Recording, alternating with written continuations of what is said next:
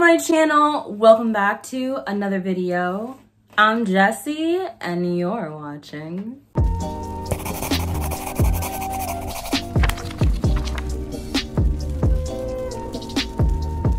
This is a new series here on Bowties and Books where I pick a book and walk you through my annotating process. I annotate the book from start to finish throughout the course of that video. Now, the last and first installment of this series was me annotating a lesson in vengeance. I had such a blast, and I asked at the end of that video for y'all to give book recommendations for titles that you wanted to see me annotate in this series, and someone commented and said that they wanted to see me do an adult fantasy novel. So I decided to pick a book of the month title, a new book of the month release, and the release that I chose is The Keeper of the Night. Okay, I don't know why I said the night, because it's just The Keeper of Night. This tells the story of a woman named Ren Scarborough, who is half British Reaper and half Japanese Shinigami. Now, she holds a very low position amongst the Reapers. She is a low-level Reaper and is constantly bullied because of her Shinigami powers, as well as for her ancestry. But when her life becomes threatened, she and her younger brother have to go on the run that leads them to the dark underworld and multiple encounters with the goddess of death herself. This book is supposed to be violent, gruesome, to have all the atmosphere and the vibes, as well as demonic characters. I love books surrounding death. I'm so fascinated by death and the afterworld, and I love anything that is based off of mythology. And so I think this book is a really awesome pick for this series, and I'm really excited to be annotating it. As of right now, I'm actually on my way to a jack-o'-lantern patch. There's this beautiful patch with tons and tons of lit up pumpkins, and I'm so excited to go. I'm going to be annotating this book differently than how you saw me annotate in my last video. Because it is a really pretty standalone fantasy, I am going to be annotating based off of the aesthetic of the book. That will make sense later, but as you saw from my last video, I did my intense color coding system, and that was like the chill version of my color coding system too. So I'm just really excited to show you the different ways that I annotate each and every book throughout the process of this series, throughout the duration of the series. But without further ado, I must take my leave. I hope you enjoy this vlog, and I will check in with y'all later.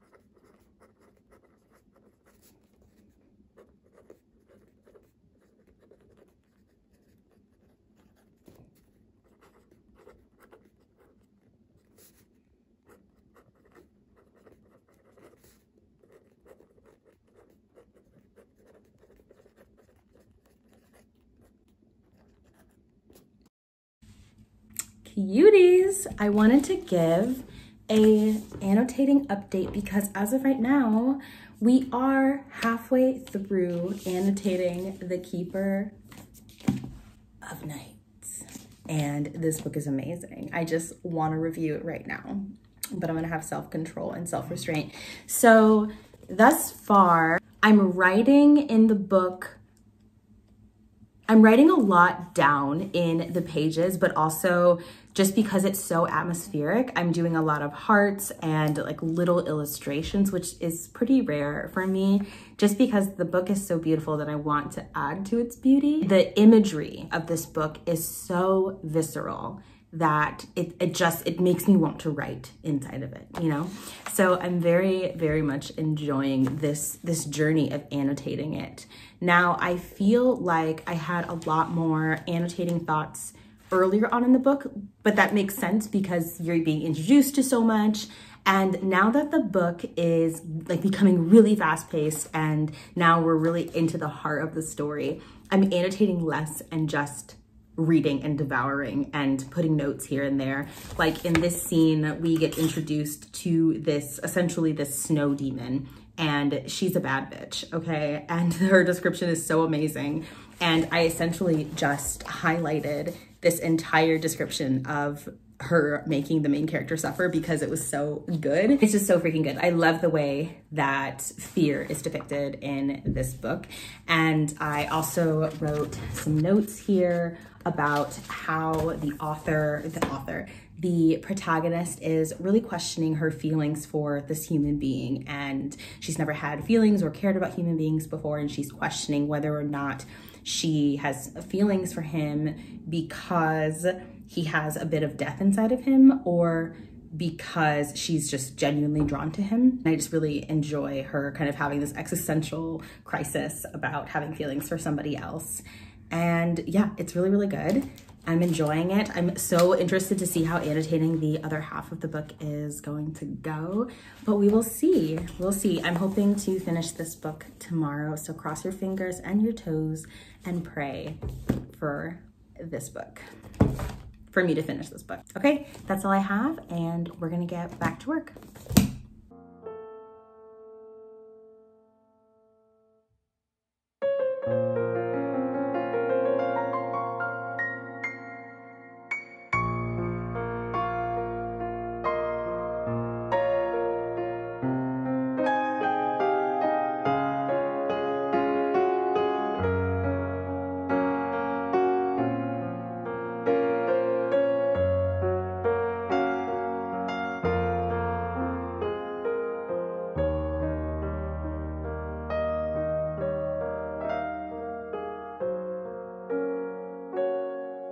The Keeper of Night has been successfully annotated. I am so freaking excited to talk about how I annotated this book. The way that I decided to annotate The Keeper of Night is a little bit different than how I normally annotate my fantasies. That is because this is a duology. I thought that it was a standalone when I went into this thinking that it was a standalone. And so because of that, I decided to kind of forego my big system that I utilize when I'm annotating a fantasy book, where I will have flags with designated colors for world building, for character work, etc. But I don't really do that for standalones. And then I found out this is a duology. So, but still, I really like that I decided to go with annotations for aesthetic purposes. However, I don't regret the way that I decided to annotate this book. I really love how the annotations came out. This is what the annotations look like. I tried to use exclusively my red tabs, but then I ran out of all of the red tabs that I owned and had to switch to my orange page flags. And then I ended up finding some more red flags and switched to those. I ended up using 2 full packs of page flags in order to annotate this book, and I really like how they turned out. I talked about this in my first annotating episode, but I don't necessarily annotate by putting the flags directly on the part of the book that I'm trying to highlight. What I like to do is disperse the flags throughout the pages so that you don't have clumps of flags in one spot. I like when you look at the book and it's even from top to bottom. And I think I did a really, really good job of that in this video, where I didn't do so great of a job with that with A Lesson in Vengeance. So I absolutely love how this book came out. I ended up giving it 5 out of 5 stars. I just filmed my October wrap up, and I cannot remember if I remembered to include this book, but in case I didn't, it was 5 out of 5 stars. And if I did forget it, I will include it in a review at some point before the end of the year. I ended up doing some doodling in it because I just really enjoyed the aesthetic of the book. There were so many things that I ended up highlighting and annotating. There are entire passages that I decided to highlight because the conversations in this book really, really shine. Like, the exchanges that take place in this book have my heart and soul, and that is why I ended up rating it 5 out of 5 stars, because of the conversations and the energy that flows between characters versus like the world building and the magic and all of that stuff, which I'm not saying that wasn't good, but for me, the conversation and character work is what really shine. That is going to do it for this video. We are successfully concluding the second video in my Annotate With Me series. So please comment down below. Let me know what other books you want to see me annotate for this series. Do you want to see me do a romance book next? Do you want to see me do a YA book, a classic, whatever? Thank you so much for watching another Bowties and Books production. All of my social media links will be in the description box below. Stay safe, and I hope to see you in my next video.